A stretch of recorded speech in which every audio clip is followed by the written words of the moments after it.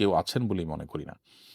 এটা বর্তমান সিস্টেমের ত্রুটি। যে সিস্টেমটাকে আমরা ওহির মতো জ্ঞান করে নিয়েছি আর মনে করেছি এটাই বোধহয় মানবতার সমাধান। সেই সিস্টেমের বহু ত্রুটি নির্বাচনের প্রচার করতে গিয়ে প্রার্থীরা জনদুর্ভোগ সৃষ্টি করছেন। জনদুর্ভোগকারী প্রার্থীকে ভোট দিলে কি গুনাহ হবে?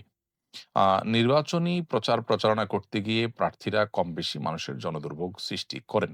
এর বাইরে কেউ আছেন বলেই মনে করি না। এটা বর্তমান সিস্টেমের ত্রুটি। যে সিস্টেমটাকে আমরা ওহির মতো জ্ঞান করে নিয়েছি আর মনে করেছি এটাই বোধহয় মানবতার সমাধান। সেই সিস্টেমের বহু ত্রুটি আমরা হজম করতে হবে। এ ব্যাপারে আসলে তেমন কিছু করার নেই। আ কেউ হয়তো কম দুর্ভোগ সৃষ্টি করেন, কেউ হয়তো বেশি করেন। কেউ হয়তো চেষ্টা করেন একটু দুর্ভোগ কমানোর, কারোর হয়তো সেই চেষ্টাটা নাই। আমাদের কর্তব্য হলো আমাদের আ সাধ্য অনুযায়ী তুলনামূলক মন্দের ভালো বা যারা আছেন এদের মধ্যে তুলনামূলক ভালো যিনি, আপেক্ষিক ভালো যিনি, অপেক্ষাকৃত ভালো যিনি তাকে নির্বাচন করতে ভোট দেওয়া। এটা আমাদের কর্তব্য।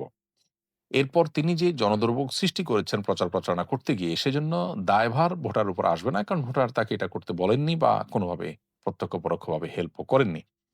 কিন্তু তার উচিত জনদুর্ভোগ সৃষ্টি যেন না হয় বা কম হয় সেই চেষ্টা করা এবং সেই পথ বের করা।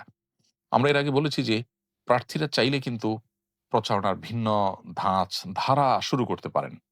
যেটি হয়তো ভোটারদেরকেও অ্যাট্রাক্ট করবে। আবার একই সাথে মানুষের দুর্ভোগ এর রাস্তা কমবে।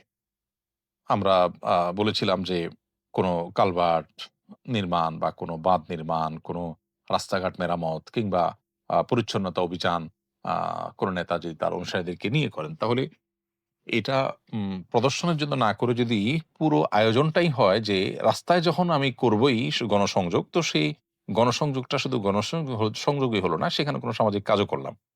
তাহলে সেক্ষেত্রে সেটা অনেক বেশি প্রশংসনীয় হতো এবং ভালো কাজ হতো। আমি আশা করব যে আমাদের প্রার্থীরা রাস্তাঘাট দখল করে, মানুষের চলাচলে ব্যাঘাত সৃষ্টি করে, জনদুর্ভোগ সৃষ্টি করে, দূর-দূরান্তে মাইক লাগিয়ে মানুষের ঘুম হারাম করে, যত্রতত্র পোস্টার সেটে, যার তার ওয়ালে চিকা মেরে তারা নির্বাচনী প্রচার না করে বরং ইতিবাচক এবং ভিন্নধর্মী প্রচারণার রাস্তা তারা যেন শুরু করেন। এরপরে প্রশ্ন